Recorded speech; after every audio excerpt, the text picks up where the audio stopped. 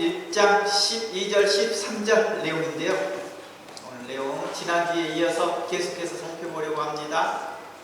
우리는 지난주에요 13절을 통하여서 혈통으로나 육종으로나 사람의 뜻으로 나지 아니하고 오직 하나님께로 난 자들은 어떠한 사람들인가에 대해서 나눴습니다. 그러면서 우리는 혈통으로나 육종으로나 라는 내용들을 살펴보았거든요. 지난주에 우리는 육정이라는 내용과 사람의 뜻이라는 내용들을 통하여서 단순히 육체적 어떠한 욕망이나 인간적 욕구에 의해서라는 의미가 아니라 이 맥락은 본문에서 맥락에서 이해해 본다면 하나님의 자녀됨의 특권에 대한 맥락입니다. 즉 하나님의 자녀됨 특권의 맥락 안에서 구약의 역사적 배경을 통해서 말해주는 것이죠. 그러니까 혈통으로 구약의 역사적 맥락 안에서 하나님의 자녀 아브라함의 후손이 되는 맥락이 있었고요. 이후로 육정으로, 즉 여기서 말한 육정으로는 맥락은 어떠냐면 사람의 의지대로라는 의미입니다. 사람의 목적에 따라서라는 그 뜻입니다. 그래서 육정과 사람의 뜻은 같은 뜻입니다. 같은 맥락에서 말하고 있으나 거기에 대하여 대상이 좀 다르다는 것이죠. 그래서 그 부분에 대해서 오늘 좀 더 나누려고 합니다. 지난주에 언급했듯이 아브라함과 사레가요 선한 양심을 따라서 엘리에셀과 이스마엘을 상속자, 곧 아브라함의 후손으로 삼으려 했습니다. 이 내용을 통하여서 육정이라고 표현해 준 거지요. 하지만 하나님께서는요 아브라함과 사라의 뜻대로 행하지 아니하시고요 오직 하나님의 뜻대로 사라의 몸에서 태어난 이삭을 통해 언약을 맺으셨습니다. 이 사건을 두고 히브리서에서는요 아브라함과 사라가 사람으로는 결코 바랄 수 없는 상황에서 그들이 하나님을 전적으로 믿고 순종하였다라고 기록하고 있습니다. 즉 이삭은 믿음으로 말미암아 낳은 자녀다라고 말합니다. 바랄 수 없는 중에 바라였다. 생물학적으로 결코 얻을 수 없는 자녀를 하나님의 약속의 말씀을 믿고 순종함으로 얻은 결과라고 말하고 있습니다. 그러므로 성경은 이걸 말합니다. 아브라함과 사라의 사건은요 요한복음 1장 13절이 나타날 모형이 되었던 것이지요. 육적으로나 사람의 의지로 세우려고 하였던 그러한 맥락이 아니라 오직 하나님의 뜻에 따라서 하나님의 자녀가 나올 것을 말씀해 준 거였습니다. 하나님의 자녀가 된 권세는 사람이 아무리 좋은 뜻으로 어떠한 사람을 하나님의 자녀로 세우려 하여도 만일 그 사람이 예수 그리스도를 내 삶의 영원한 진리의 빛이요 인격적으로 영접하지 못한다면 결코 하나님의 자녀가 될 수 없음을 이야기하고 있습니다.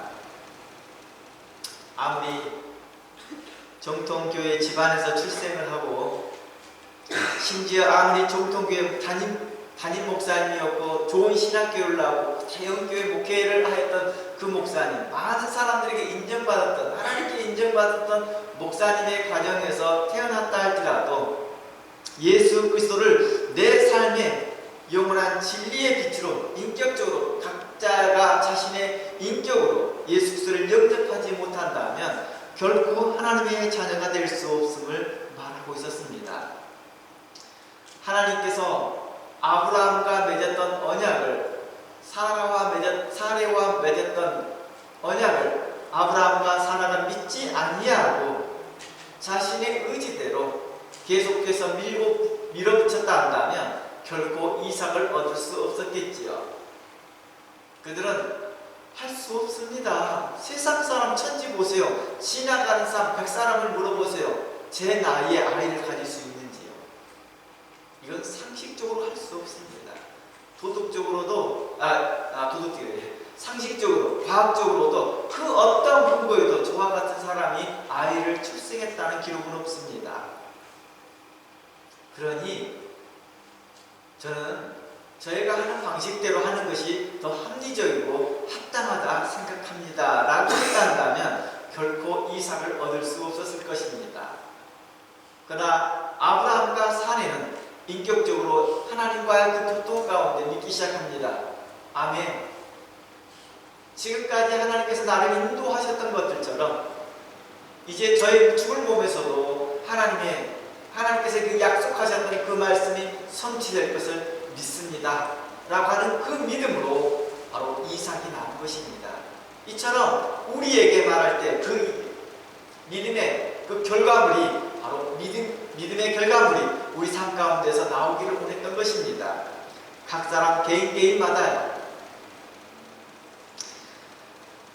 그러므로 이렇게 말합니다. 모든 방법과 요령을 버리고 오직 예수님만이 나의 구원입니다 라고 고백하는 자들, 나의 생명입니다, 나의 빛이 되십니다 라고 믿는 자들에게 대하여 그들을 향하여 하나님의 자녀되는 권세를 주셨다라고 말합니다.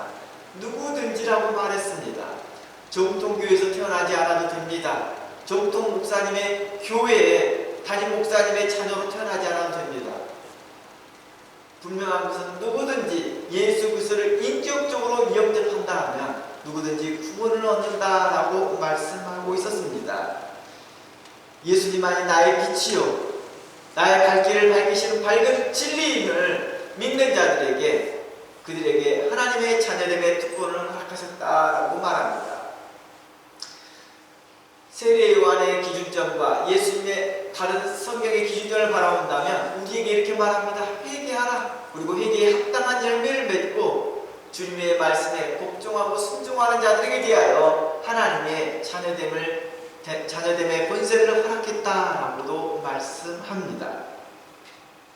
또한 사도행전과 에베소서와 갈라디아서 그리고 로마서에서와 같이 하나님의 아들 예수 그리스도를 마음에 믿고 입으로 시인하여 주의 이름을 부르는 자들은 누구든지 구원을 얻는다 하였습니다. 이 놀라운 사실들은요 참으로 그때 당시에는 받아들일 수 없는 이야기입니다. 제사장의 아들로 태어난 사람들은요 자신의 노력과 상관없이 그냥 자동으로 제사장이 되었습니다. 내가 유대인의 가정에 태어났다 한다면 나의 의지와 전혀 상관없이 나는 누가 될 수 있었어요? 유대인으로서 아브라함의 후손이 될 수 있었습니다. 그러나 이제 예수 그리스도가 오신 이후로부터는 누구든지 예수 그리스도를 부르는 자들마다 동일하게 아브라함의 자손이 되게 하였고 믿음의 후손이 되게 하였고 하나님 나라를 상속받게 하였다는 것입니다. 어떤 권세를 가지고? 하나님의 자녀됨의 권세를 가지고 말입니다. 이것은 하나님께서 우리에게 베푸신 하나님의 은혜라고 말합니다. 그러면 믿는 가정에서 태어난 유익이 무엇일까요? 나는 예수 믿는 가정에 태어났어요. 저는 모태신앙입니다 라고 하는 그 유익이 무엇일까요? 지난번에도 언급했듯이 바로 하나님의 말씀을 먼저 받았다는 것입니다. 사도 바울이 이 내용을 이야기하는 거죠. 그러면 유대인의 유익이 무엇입니까? 라고 사도 바울은 그 질문에 대해 대답합니다. 먼저 하나님의 말씀을 받는 것입니다. 그리고 이들에게 주의 성령을 통하여 하나님의 사람들을 늘 가까이 할 수 있다라는 그 은혜를 받은 것이지요. 여하튼 우리는 혈통으로나 사람의 방식의 뜻이 아닌 오직 하나님의 은혜로 예수 그리스도로 말미암아 하나님께로부터 난 자라는 사실들을 언급하고 있다는 것입니다. 이를 갈라디아서 4장에서는 선명하게 우리에게 확증해주고 있습니다. 다 함께 갈라디아 4장 한번 가봅니다. 갈라디아 4장 22절입니다. 기록된 바 아브라함에게 두 아들이 있었으니 하나는 여종에게서 하나는 자유 있는 여자에게서 낳았다 하였으니 여종에게는 육체를 따라 낳고 자유 있는 여자에게는 약속으로 말미암았느니라.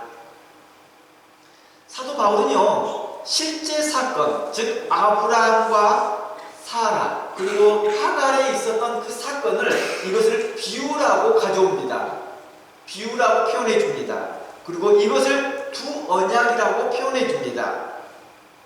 그러면 이렇게 말합니다. 신의 산으로부터 종을 낳은 자니 곧 하갈이요.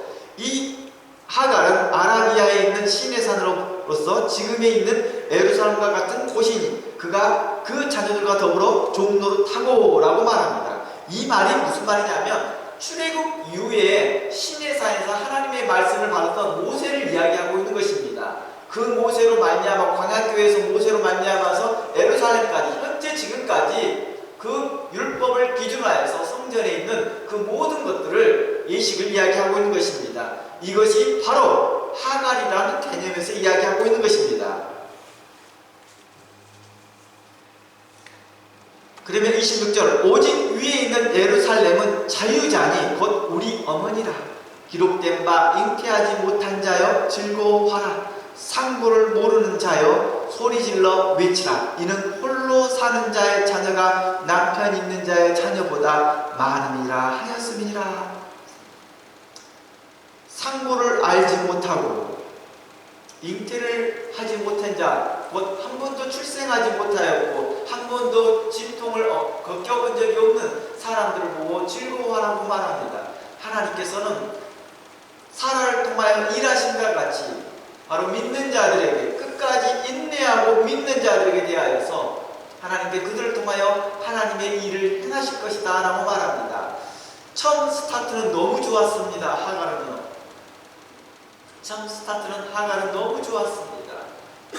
이것을 말하면서 하나님께서 진정으로 원하는 것은 사람의 뜻이 아니라 하나님의 뜻대로 하나님 자녀를 세우시기를 원하였다라는 것을 말씀하고 싶었던 것이죠. 28절 형제들아 너희는 이삭과 같이 약속의 자녀다 라고 말합니다.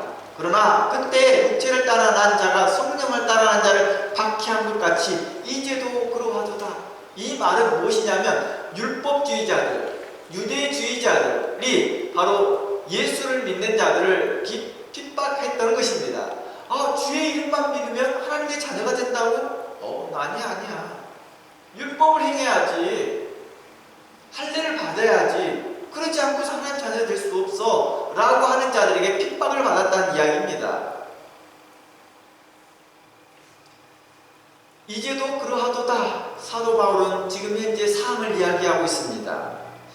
30절 이야기합니다. 그러나 성경이 뭘 말하느냐? 여종과 그 아들을 내어 쫓으라. 여종의 아들이 자유 있는 여자의 아들과 더불어 유업을 얻지 못하리라 하였느니라. 그런즉 형제들아 우리의 여종의 자녀가 아니요 자유 있는 여자의 자녀라 라고 말합니다.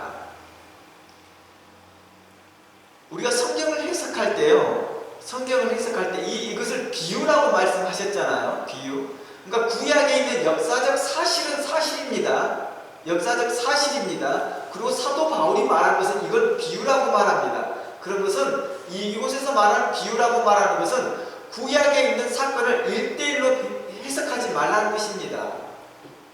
의도가 지금 말하려고 하는 의도는 율법과 은혜를 비교해서 말해주려고 하는 것입니다.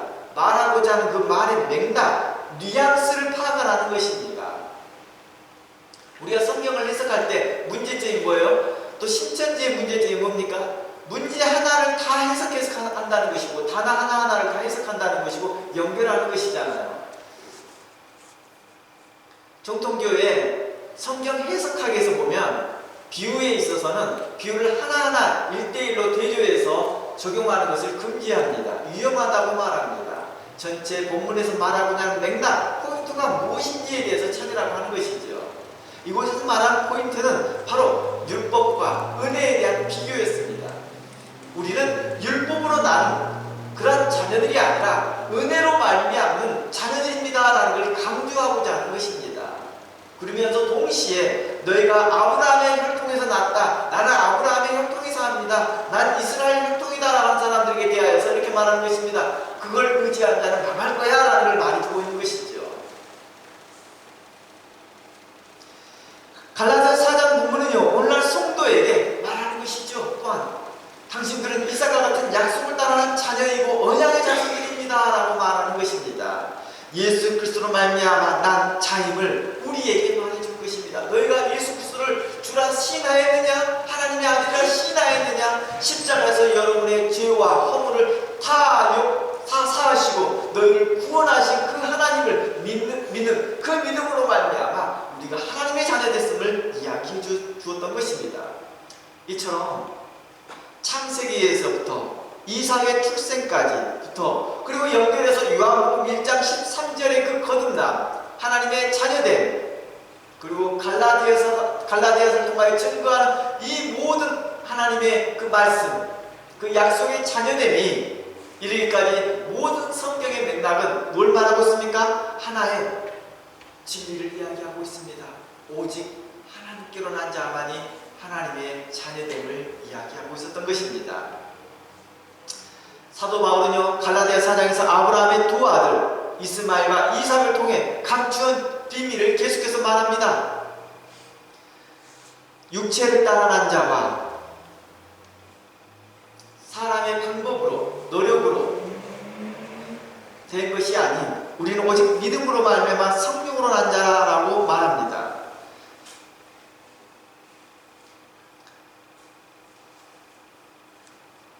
히브리서 11장 한번 가볼게요. 히브리서 11장 한번 가볼게요.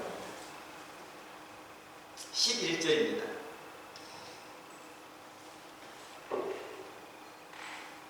믿음으로 사라 자신도 나이가 많아 간산하였으나, 여기서 말하는 간산이라는 말은 아기를 낳을 수 없으나 라는 뜻이에요. 아기를 낳을 수 없으나 잉태할 수 있는 힘을 얻었나니 이는 약속하신 일을 믿으신 줄을 알았습니다. 신실하심을, 하나님께서 나에게 신실한 하나님을 알았다는 것입니다. 믿었다는 뜻이에요. 그래서 믿음과 아는 것은 하나입니다. 실은요. 헬라어에서도, 영어에서도 그런 단어가 있거든요. 알다라는 단어와 믿는다라는 단어가 하나의 뜻을 가지고 있습니다. 제가 영어 단어가 정확하게 기억을 잘 못하겠는데 영어 단어 중에 그게 있어요. 알다라는 것과 믿는다라는 것이 같은 단어입니다. 맥락상 I knew, I know 이 말도 그런 맥락을 가지고 있지만 영어에 또 특정한 단어가 또 그 뜻을 동시에 포함하고 있는 단어가 있습니다. 헬라어에서는 기노스코라는 단어가 그렇죠. 알다와 믿는다가 연합되다라는 의미로 이해돼서 알다와 믿는다가 하나 된 의미입니다. 성경에서 믿는다, 사라는 믿었다고 말합니다. 신실하신 그 하나님, 약속을 변치 않는 하나님, 그 약속을 이루시는 하나님을 믿습니다.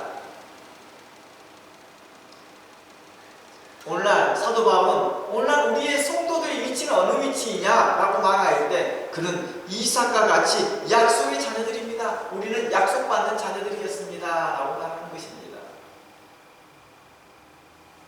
자유로운 여자, 곧 예수 그리스도로 말미암는 우리가 말미암는 하나님의 자녀들을 이야기하였습니다. 그러니까 이렇게 해석하면 안 돼요. 예수 그리스도를 사례와 연결시켜서 예수님은 여성인가? 이렇게 해석하면 안 되겠죠. 무슨 말인지 알겠죠? 사라는 사라를 자유하는 여자라고 표현하였고, 예수 그리스도로 말미암은 자녀들을, 우리는 바로 자유한 여자에게 난 자다라고 표현했습니다. 이 말이 곧 어떤 말이에요? 예수 그리스도로 말미암은 우리가 하나님의 자녀가 되었음을 이야기해주고자 하는 맥락입니다. 그러므로 오늘날 그리스도 예수 안에서 거듭난 성도는 바로 하나님께로부터 난 존재인 사실들을 갈라디아서는 우리에게 분명한 어조로 확증해주고 있는 것입니다. 당신 믿으세요? 이렇게 말하는 것이죠. 당시의 갈라디아 성도들이 당시의 율법주의자들과 할례당들과 또 유대주의자들에 의하여서 그 믿음이 흔들렸거든요. 그런 흔들리는 사람들을 향하여 갈라디아 성도들에게 말합니다. 아닙니다. 우리는 자유자의 자손들입니다. 우리는 예수 그리스도로 말미암아 분명히 하나님의 자녀됨에 확증된 하나님의 자녀들입니다 라고 말해둔 것입니다. 다음 주에 아마 이 갈라디아서 내용을 좀 더 자세하게 다룰 것입니다. 이제 연결해 보겠습니다. 지난주에 이어서 사람의 뜻에 대해서 한번 나눠보려고 합니다. 사람의 뜻, 이곳에서 똑같이 텔레마토스가 들어갑니다. 그리고 뒤에 안드로스, 즉 사람이라는 사람의 뜻입니다. 사람의 뜻은 갈라디아서 맥락에서 같이 이제 율법과 사회적 제도와 규범 아래서 하나님의 자녀라 부르는 사람들을 이야기하고 있습니다. 과거 구약에서는요 바로 율법과 사회적 어떤 제도 가운데 가운데서 들어오기만 하면 하나님의 자녀가 될 수 있었습니다. 우리가 이것을 이미 개종자를 통해서 이미 다 나눴던 것입니다. 이방인들이 개종하였을 때 그 율법의 제도 안에 들어온다면 누구라도 다 하나님의 자녀, 이스라엘의 회중이로 인정되었다는 것이죠. 그래서 굳이 비교해 본다면 텔레마토스 사르쿠스, 즉 육정이라고 우리나라 성경에 번역되어 있죠. 육정이라고 되는 육체의 뜻은 가정과 개인들에게 적용된다면 사람의 뜻, 즉 텔레마토스 안드로스는요, 율법과 사회적 제도와 규범 아래서 집단에게 적용하는 것을 말하는 것입니다. 한 예를 들어드릴게요. 사람의 뜻, 출애굽 전에 유월절과 무교절을 지키는 자들, 할례를 지키며 유교절과 무교절을 지켰던 자들은요, 혈통으로 아브라함의 후손이 아니라 할지라도 이스라엘 회중에 들어올 수 있었습니다. 모세 때 새로운 법이 나왔거든요. 모세 때는 할례는 기본이었고 모두 유월절과 무교절을 지켜야 했습니다. 그렇지 않으면 이스라엘 혈통으로 난 자라 할지라도 이스라엘 회중에서 끊어짐을 당하였습니다. 즉 아브라함과 이삭 때는요, 할례만 받아도 됐거든요. 왜냐하면 가족의 집단이었거든요. 가족. 그러니까 이때 당시를 육정이라고 표현해 준 거예요. 이스마엘이나 이런 사람들 다 그 혈통으로 난 자들은 다 누가 될 수 있었어요? 아브라함의 후손들, 자손으로 될 수 있었던 것입니다. 그래서 할례만 받으면 됐었거든요. 즉 이스라엘의 민족적 표징이 되었습니다. 언약의 표징이 되었지만 모세 때는 할례와 유월절과 무교절을 지키고 성소의 율법을 따라 예배를 드리는 것이 이스라엘 회중의 기본적인 자격이 되었던 것입니다. 이것을 율법이라 하시죠. 이것을 다 율법이라고 표현합니다. 이렇게 율법을 지키는 자는 이방인이라 할지라도 이스라엘 회중에 참여할 수 있었습니다. 이들은 신약의 이방인의 구원에 모형이 되었던 것이라 말을 했습니다. 출애굽 때와 바벨론 포로 시기 때에 대표적으로 에스더서죠. 우리가 이런 부분들 이미 개종자를 통해서 이미 다 다뤘던 내용들입니다. 다시 한번 지난 강의들을 들어보시면 좋겠습니다. 또한 하스몬조 왕조 때 개종한 자들 또 포함되겠지요. 그들은요, 율법을 따라 할례를 받고 율법의 테두리 안에서 유대교인 또는 출애굽한 이스라엘 회중 안에 들어올 수 있었던 것입니다. 에스더서 8장 7절 한번 가봅니다.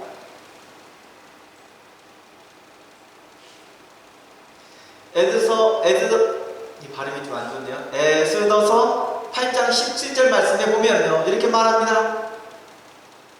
왕의 초명에 이르는 각도 각 읍에서 유다인들이 즐기고 기뻐하여 잔치를 베풀고 그날로 경제를 삼으니 본토 백성이 유다인을 두려워하여 유다인이 되는 자가 많더라 라고 말합니다. 지금 어땠어요? 당시에 모르드게가 이제 하나님의 것을 인하여서 경건한 마음으로 왕에게 뭔가를 고발을 하려고 합니다. 이것을 지켜보던 하만이 불편하게 생각하여서 하만이 모르드게를 큰 장대에 매달려 죽이려고 했으나 결국에는 하만은 본인이 세워놓던 그 장대에 죽습니다. 이 사건으로 인해서 왕은 천명합니다. 유다인들을 함부로 대하지 말라. 이후로 많은 이방인들이, 당시에 주변 사람들이 유대교인 되려고 했다고 말하고 있는 것입니다. 이들은 신약 이방인의 구원의 모형이 되었던 것은 분명한 사실입니다. 그런데 이곳에 한 가지 고민해 보아야 할 것이 있습니다. 이제 기독교가 되어졌거든요. 로마 시대에 한번 들어가 보겠습니다. 콘스탄틴 대제 306년에서 337년 사이에 일어났던 일입니다. 337년 정도에 일어났던 사건입니다. 콘스탄티지가 기독교로 개종한 이후에요, 기독교를 공인하자 수많은 이교도인들이요 참된 핵심이 없이 교회로 몰려들어온 사건이 있었습니다. 당시에는요 정치적인 이유가 많았어요. 당시에 기독교인이 되면 출세의 가도를 밟을 수 있었거든요. 그래서 귀족들이 빠른 속도로 뭐합니까? 개종하기 시작합니다. 귀족이 개종을 하니까 거의 종들이나 그 집안 사람들이나 그 지역 사람들이 다 개종을 해버리는 거예요. 기독교로요. 당시에는 이런 게 있었거든요. 중세시대 때도 그랬지만 영주가, 지역의 영주가 종교를 바꾸면요 그 지역 사람들은요 자신의 의지와 상관없이 그 지역은 그 영주의 종교로 바뀌어버리는 거죠. 당시에도 그랬습니다.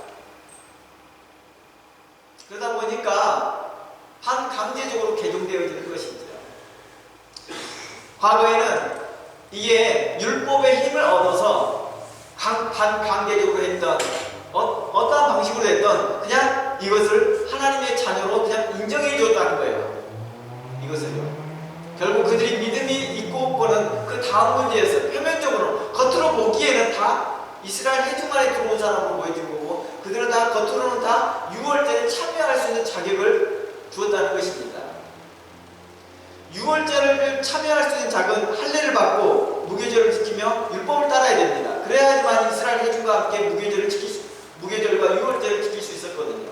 그리고 성전에 와서 예배를 드릴 수 있었습니다. 그러니까 겉으로는 아무 문제 없이 이스라엘 백성들로 겉으로는 하나님의 자녀된 모습을 가지고 있었다는 것입니다. 그러나 성경은 이제 이후로 그 모든 일들을 스톱시킵니다. 이런 걸로 하나님의 자녀 될 수 없어 라고 말해주는 것이죠. 과거에는 혈통으로나 육정으로나 사람의 뜻으로 너희가 하나님의 자녀됨이 있었다 할지라도 이제는 그렇지 않아.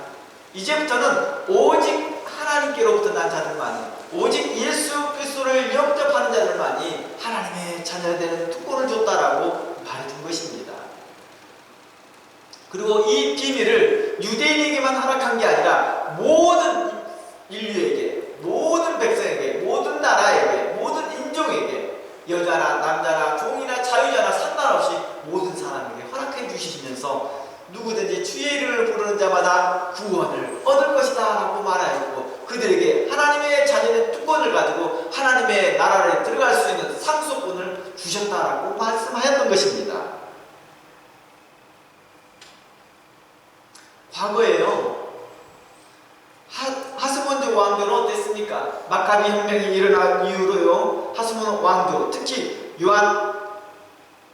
하스몬드 왕조 중에 몇 왕조들이 당시에 영토 확장을 정책을 펼치면서요 주변 이민족들을요 무력으로 반강제적으로 개종시켰습니다. 그 대표적인 데가 이두메잖아요. 이두메, 그리고 사마리아, 그 다음 갈릴리, 그리고 그 위에 있는 지역들도 계속해서 개종시켜버렸습니다.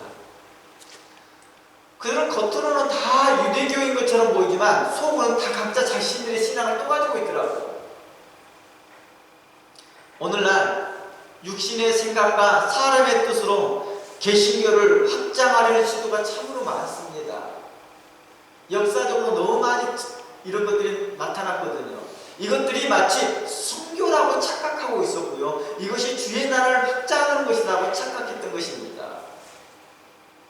콘스탄티제가 기독교를 공인할 때에 로마에 많은 기독교인이 팽창하기 시작합니다. 그때 그 모든 기독교인들이 모두 다 하나님이 인정하는 알곡이었느냐, 그 아들의 축제가 없었느냐 라고 하였을 때 이것이 바로 출애굽기에 나왔을 때 섞여 사는 무리와 같은 그런 모형이 있었다는 것이죠. 그런 모형으로 그들은 어떻습니까? 하나님을 진실되게 믿지 않습니다.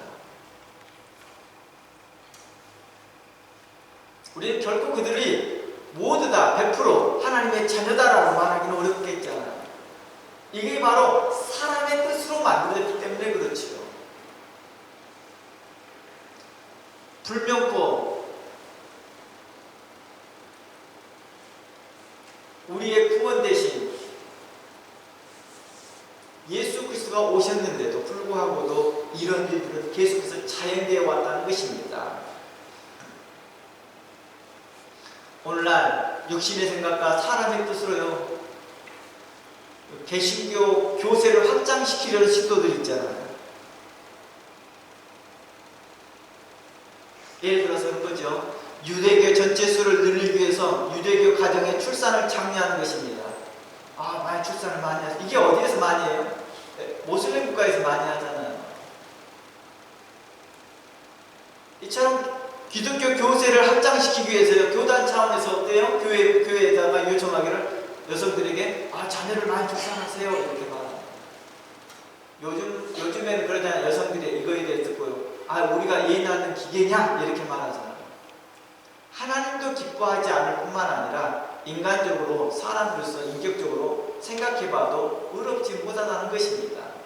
하나님은 그러한 방식을 통하여 교세가 확장이 되는 것을 원하지 않는다는 것입니다. 이것은 누구만 좋아요? 그 교세를 확장하면요, 거기에 있는, 예를 들어서 그 지도자들만 좋지요. 우리 이만한 교세를 가지고 있어, 보여주기 식이죠. 자신의 이익을 위해 사는 것입니다. 또 선교 전략을 짜서 교단 사람으로, 자신의 교단 사람을 세우려는 것입니다. 제가 몇몇 선교단체들과 이야기하고 선교사님과 이야기해보면, 이 선교라는 이게 한 영혼을 구원시켜야겠다, 한 영혼을 그리스도 안에서 그리스도 진리의 말씀을 가르치고 그들을 세워야겠다는 그 의지보다도 이 사람이 어느 교단에 속할 것이냐, 이게 더 관심이 더 많더라고요. 어느 교단이 이곳에다 깃발을 꽂을 것이냐, 이게 더 관심이 많더라고요. 신앙의 본질은 무엇일까요? 자발적인 인격적인 결단입니다. 개별적으로 자신들이 자기 스스로 자발적으로 결단해야 되는 것입니다. 하나님의 은혜에 대한 응답이 있어야 합니다. 하지만 인류 역사 속에서 어떤 일이 있습니까? 정치적인 목적과 생존의 위협과 권력자의 종교의 강요에 의해 타의로 신앙을 바꾸려는 태도가 있더라는 것입니다. 이런 비극적인 사례가 수없이 많더라는 것입니다. 역사 속에서요, 강제 개종은요, 종종 왕이 바뀌면 백성의 종교도 바뀐다라는 그 원칙이 제국 확장의 정책의 수단이 됐다는 것입니다. 지금 보세요. 계시록에 나오는 7교회예요. 그 교회가 지금 아시아에 있는 그 교회가 지금 기독교로 확장이 되어 있나요? 아니잖아요. 다 모슬렘 국가로 바뀌어 있잖아요. 로마 제국의 기독교 공인 이후에 이 교도들에 대한 탄압, 과거에요, 기독교는요, 많은 사람들에게 탄압을 받았거든요. 심지어 이교도인들에게도 탄압을 받았고, 정치적으로, 사회적으로 유대교인들에게 탄압을 받았습니다.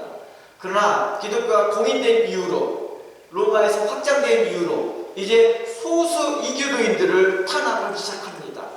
그러면서 개종 하나, 가정 하나면 여기서 있든지 나가든지 그들의 삶을, 인격을 존중해 주지 않습니다. 강압적으로 요청합니다. 또 중세 유럽에서 유대인은 어땠습니까? 유럽이 개신교로 확장이 되기 시작하니까 그 안에 있는 유대교인들을 억지로 압박하면서 개신교로 개종시키려고 했던 사례들이 많았습니다. 안 그러면 내쫓고 죽이고 그들을 처형하는데 거리낌 없이 하고 있더라는 것입니다.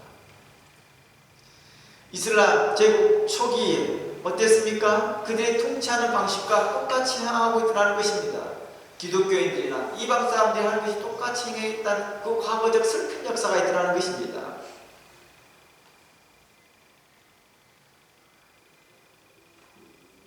현 시대에 와서 어땠습니까? 식민지에 대하여서 폭력적으로 선교를 자행합니다. 우리가 살고 있는 인두지된 땅도 어땠습니까?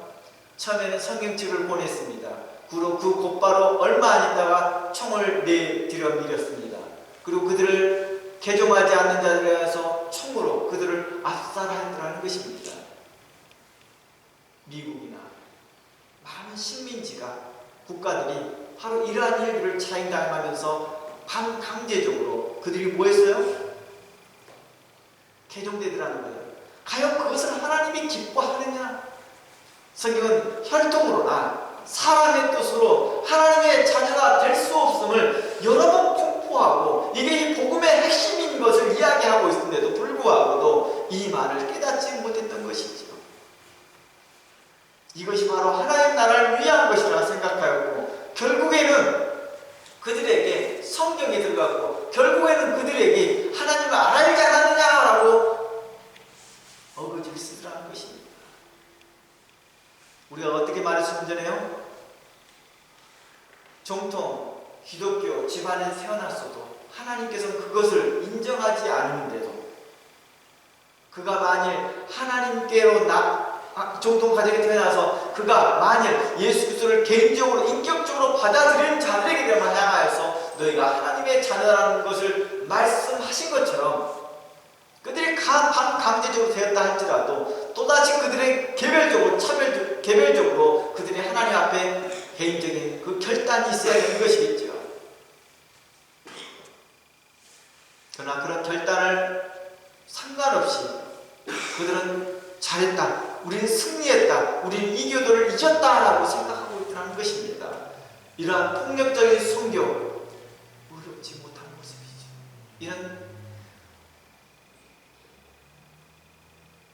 이는 사람의 뜻으로 행하는 모습이라 할 수 있을 것입니다. 강제 개종으로 이루어진 해중 참여는요, 개인의 그 자유의지가 있었냐고요? 결코 없었습니다. 완전히 배제되어 버립니다. 자신의 선택권이 없던 것이죠. 오직 살아남기 위하여서, 사회적으로 불이익을 당하지 않기 위하여서 타협한 결과였겠죠.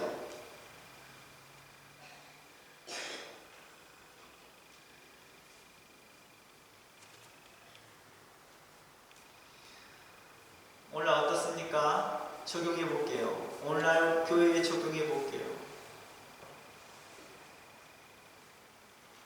제가 신앙생활 할 때요, 부흥 강사들이요, 성도들이 방언을 억지로 가르칠 수 있도록 도왔어요. 그래서 똑같은 말을 반복해라.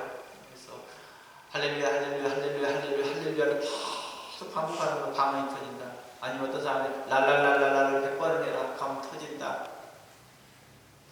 이와 비슷한 맥락으로 어떻게 합니까? 강제로 성경 공부를 시킵니다. 계속 성경 공부를 가르칩니다. 그래서 어떻게 합니까? 그 개종하려고 예를 쓰는 거죠. 성경 공부하려 시키는 그것이 마치 북한의 사상교육을 가르치듯이 계속 가르쳐서 그것과 그 별반 차이가 없더라는 것입니다. 이걸 통해서 얻어지는 그 결과를 우리는 무엇이다? 하나님의 자녀라 말할 수 있느냐? 할 수 없더라는 것이죠. 하나님은, 우리는 그렇게 말할 수 있을지 몰라도 하나님은 그렇게 생각하지 않는다는 것입니다. 성경 공부를 하였던 사람이나 강제적으로 했던 사람이나 자율적으로 했던 사람, 이 모든 두 사람들이 다 개인적으로, 개별적으로 예수 그리스도를 인격적으로 모셔야 한다는 것입니다. 인정하고 오직 주님만이 나의 모든 가치관에 있어서 절대적이고 우선순위입니다. 나의 삶의 방식에서 오직 예수 그리스도만이 나의 구원이고 나의 진리이고 나의 빛입니다 라고 하는 그 고백이 있어야 한다는 것입니다. 성경 공부를 많이 했느냐 적게 했느냐에도 의미가 없어졌던 것이죠. 종교는요, 영혼의 희생과 자발적인 헌신에서 비롯되어진다라고 말합니다. 즉 신앙이라는 게 그래요. 신앙이라는 게, 모든 신앙이요. 강제 개종하고 강제로 성경 공부를 해서 얻어지는 것을요, 하나님께서는 이를 기뻐하지 않습니다. 우리 직분도 어떨까요? 강제적으로 얻어지는 직분, 강제적으로 얻는 그 직분이 과연 우리에게 유익할까요? 성경은 우리에게 이렇게 말합니다. 성경의 가치관은 너희가 헌금을 할 때 억지로 하지 말아라. 너희가 헌금을 할 때 뭐 하는 마음으로? 자발적으로, 자의적으로 행하라고 말합니다.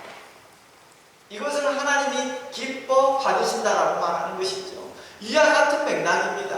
헌금이 의미하는 바가 뭘까요? 우리의 마음의 믿음을, 감사의 표현이잖아요. 하나님, 내가 하나님께 이렇게 감사합니다. 내가 하나님의 은혜를 이렇게 많이 받았습니다 하면 드리는 그 마음의 표현이잖아요. 이걸 강제적으로 한다? 그걸 누가 기뻐하느냐는 거예요. 우리가 찬양하는 것과 기도하는 것, 물론 어렸을 때는 우리가 그렇게 훈련시키기 위한 목적으로 이렇게 하는 것이죠. 하지만 시간이 지났는데도 여전히 내가 이걸 강제적으로 하고 있다 한다면 이는 내 신앙에 전혀 유익이었고 하나님은 공허하게 떠돌아다니는 모습이라는 것입니다. 우리가 복음을 전하는 것과 하나님의 말씀을 증거하는 것은요, 뭘 의미할까요? 다른 교단과 경쟁하고자 하는 것이 아닙니다. 늘 말씀드렸던 것처럼 우리 주변에, 우리 지역교회에서 가장 큰 교회를 위해서 기도하는 것입니다. 저희 같은 경우는 오클랜드에 있었기에 하늘의 교회가 가장 큽니다. 그럼 하늘의 교회 위해서 기도하고 축복하는 것입니다. 그 교회가 잘 되는 것이 현재 오클랜드는 하늘의 교회가 잘 되는 것과 동일하다고 생각하는 것입니다. 하나님의 일이 확장되는 것입니다. 반대로 우리 교회, 우리 오클랜드의 작은 교회가 힘들어하고 어려워한다는 것은 곧 우리 모든 하나님의 거룩한 지체가 힘들어하는 거라 보는 것이죠. 그러한 마음을 갖는 것이 중요하다는 것입니다. 어찌 왼손이 오른손하고 경쟁하여서 왼손이 더 자기가 오른손보다 더 스트로이되려고 한다든지 아니면 오른손이 왼손을 경쟁하여서 나만이 최고야라고 자랑할 수 있겠느냐는 거예요.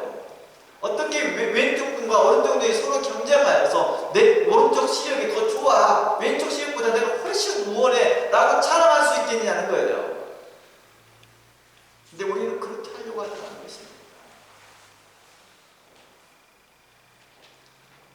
주께서 성령 안에서 우리 지체를 고르게 하신 것 같이 성령 안에서 하나님의 거룩한 교회들을 고르게 하였고 그 입장에 맞춰서, 형편에 맞춰서 하나님께서 큰 교회와 작은 교회를 세우시고 그 교회에 따라서, 형편에 따라서, 자기 영적 상태에 따라서 우리도 그로 배우게 하고 알게 하고 듣게 하고 오셔서 신앙생활하게 했다는 것입니다. 신앙생활이 어떠한 경쟁이 아니었습니다. 교단 간의 치열한 경쟁 싸움도 아니었습니다. 교파 싸움도 아니었습니다. 더욱이 모슬렘과 경쟁하고자 하는 것도 아니었습니다. 제가 가장 슬픈 말, 가장 듣기 어려운 것이 우리 기도합시다. 우리 선교를 했을 때 지금 모슬렘 운영 몇 %가 증가하고 있는데요. 개신교는 뭐하고 있어요? 이거 할 때마다는 너무 답답해요.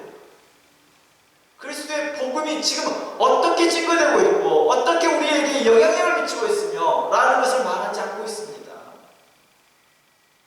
진리가 어떠한 걸 이야기했으면 더 좋겠습니다.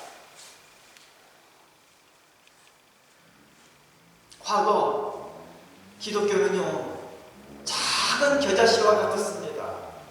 누구와 경쟁하려고 하지도 않았습니다.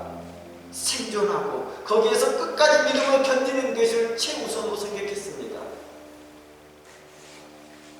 그러나 교세가 확장이 되어지고 규모가 커지다 보니 과거에 자신들이 핍박받았던 사람들이 이제 반대로 자신과 생각이 다른 이교도인들을 죽이고 핍박하고 학살하는데 주저함이 없는 이 모습을 통하여 볼 때 하나님은 과연 기뻐하겠느냐? 이들이 결코 사람의 뜻으로 난 자들이라고 말할 수밖에 없는 것이죠.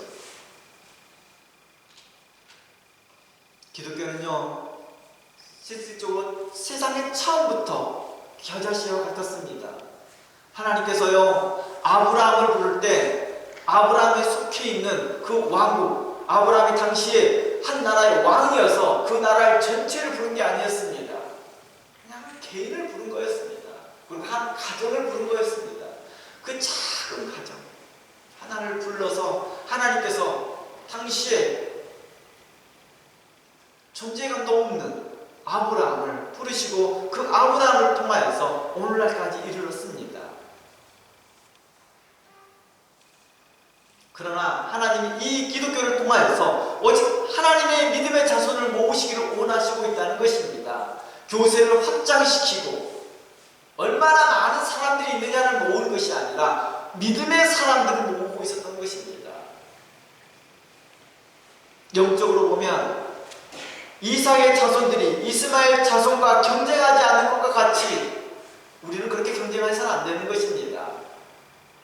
왜 육체를 따라 행할까요? 결국 믿음은 승리합니다.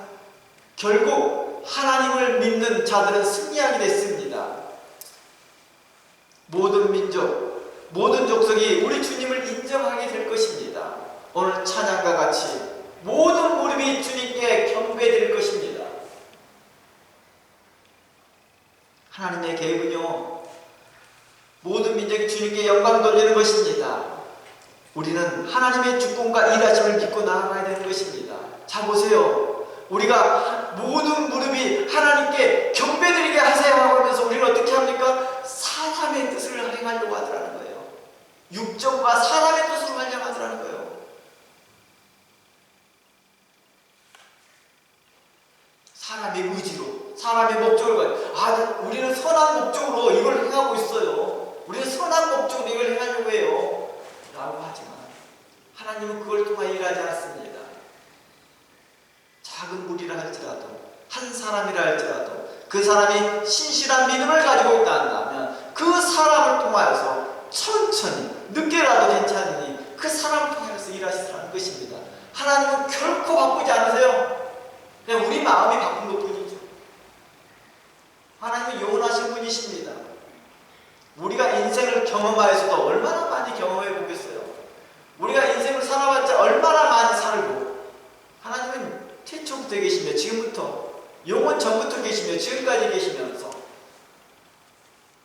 그는 처음부터 우리를 창조하실 때부터 앞으로 우리가 어떻게 될 일까지 다 알고 계시는 하나님이십니다.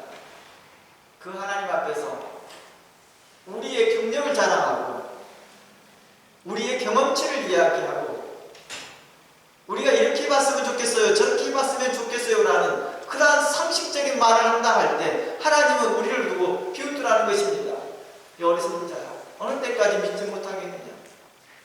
아브라함과 사레가 하나님의 신실한 믿으심을 끝까지 믿었던 것들처럼 우리에게 요구하는 것은 믿음이었습니다. 하나님을 신실하게 믿는 것입니다. 하나님의 전능하심을 믿는 것입니다. 하나님이 행하실 일들을 믿는 것입니다. 사람들은 결코 이런 상태로서 결코 A가 나올 수 없어. 생물학적으로 이미 나올 수 없는 상황이에요. 그 상황에 하나님은 기적을 일으켰습니다. 하나님은 약속하였습니다. 행할 수 없는 일에 행하셨으며 그 일을 만들으시더라는 것입니다. 그러나 우리는 어떻게 합니까? 하나님의 나라를 세워야 된다. 하나님의 나라를 확장시켜야 된다. 그걸 목적에 하나만 놓고 사람의 뜻과 사람의 방법을 통하여서 뭐합니까? 교세 확장. 우와, 하나님께 영광 돌리자. 전도하는데 보세요. 화장지에다 만 원씩 끼워넣으면서 전도하면서 교회 오면 돈 줍니다. 막 교인들이 많이 모여지는 그 모습을 통하여서 하나님 나라가 확장되었다고 말합니다. 지난주에도 말했던 것처럼 과연 우리 중에서 세례 요한처럼 회개하라, 천국이 가까이 왔다, 회개에 합당한 열매를 맺으라 라고 외치는 자들이 있느냐. 성도들이 많이 오고 많은 사람들이 몰려들어올 때 와, 이건 하나님의 영광이다, 하나님께서 우리에게 은혜를 베푸셨다라고 많은 말이 더 먼저 나오지, 그들을 향하여 회개에 합당한 열매를 맺으라고 간곡하게 외치는 자들을 우리는 보기가 어렵다는 것입니다. 물론 그렇게 외치는 자들이 있지요. 그러나 우리는 그 말을 귀담아 안 들어서 문제가 된 것이죠. 하나님께서는 사람의 방법이 아닌 하나님의 뜻대로 일하실 것입니다. 현재 내 형편이 다른 사람 보기에는 이미 탄산한 사람처럼 결코 아이를 할 수 없는 것처럼 보이고 결코 나로서는 소망이 전혀 없어서 이제 육신의 방법, 육체의 방법으로 따라서만이 할 수밖에 없는 그런 환경에 놓여있고 그런 여건에 놓여있다 할지라도 하나님의 신실하심을 끝까지 믿기로 원합니다. 하나님은 기필코 우리에게 그 언약의 말씀을 성취하시는 하나님이십니다. 그 하나님을 믿으라고 말하는 것입니다. 아브라함에게 점진적으로 보여진 하나님의 계획이 이제 예수 그리스도로 말미암아 우리에게 분명하게 드러나 알게 하였습니다. 여러분의 개인의 삶 가운데서 아브라함처럼 출애굽 여정처럼 점진적으로 보여주는 것들이 있을 것입니다. 그리고 그 점진적으로 보여주는 것이 하나님께서 결국에는 그리스도로 말미암아 분명하게 보여준 것 같이 내가 예수 그리스도 안에서 내가 분명코 볼 것을 기다리는 것입니다. 우리에게 필요한 것은요, 우리의 두려운 마음과 염려로 말미암아 세워진 그 계획이 아닙니다. 하나님의 일하심을 믿는 믿음입니다. 과거에 두려움과 염려로 밥에 닭을 쌓아 망했던 때와 같이 사람의 힘과 계획으로 번성하려는 자는 하나님 앞에 기쁨이 되지 못합니다. 오직 하나님의 말씀을 의지하고 그 뜻대로 순종하고 그 말씀에 복종하며 믿음으로 사는 사람을 통하여 하나님께서는 일하시리라는 것입니다. 아브라함 시대에 당대 열국들이 얼마나 많았으며 왕들이 얼마나 많았으며 당시에 아브라함은 얼마나 그런 사람들 앞에서 위축당할 수밖에 없는 위치였으나 그는 아브라함은 끝까지 하나님을 신뢰하였습니다. 내 주변이 다른 사람은 나보다 빨리 앞서는 것 같고 나보다 훨씬 잘 되는 것처럼 보이나 우리는 그것에 매달리는 것이 아니라 아브라함이 영원한 도성 하나님 나라를 바라보았던 것들처럼 믿음으로 바라보았던 것들처럼 우리도 하나님을 바라보며 살기를 원합니다. 오직 하나님의 말씀을 의지하며 그의 말씀 뜻대로 순종하며 복종하며 살아가는 믿음의 사람, 그런 믿음의 사람을 하나님은 원하시더라는 것입니다. 아브라함이요, 주께서 계시해 준 만큼 주의 말씀을 당시 허용된 법과 제도의 풍수의 상식에 맞게 이해한 믿음으로 살았던 것들처럼 현재 우리의 믿음의 분량에 따라 주어진 그 말씀에 따라서 그것을 믿음으로 듣고 기쁨으로 받으며 살아가기를 원합니다. 나는 현재 우리 담임 목사님보다는 다 일 못하는데 어떻게 합니까? 결코 두려워하지 마십시오. 하나님께서 아브라함을 인도하셨던 것들처럼 여러분들을 또한 그렇게 인도하실 것이며 각자의 믿음의 형편에 따라서 하나님께서는 여러분들을 신실하게 인도하실 그 하나님을 신뢰하기를 원합니다. 하나님은 여러분의 각 사람의 그 형편과 처지를 헤아리시며 그 믿음의 분량에 따라 하나님께서는 그들을 통한 일하십니다. 우리에게 요구하는 것은 믿음의 크고 작음을 이야기하는 것이 아니라 하나님을 끝까지 신뢰하는 그 믿음을 우리에게 요구했던 것입니다. 하나님이 신실하신 것 같이 우리의 삶이 하나님 앞에 신실하기를 원합니다.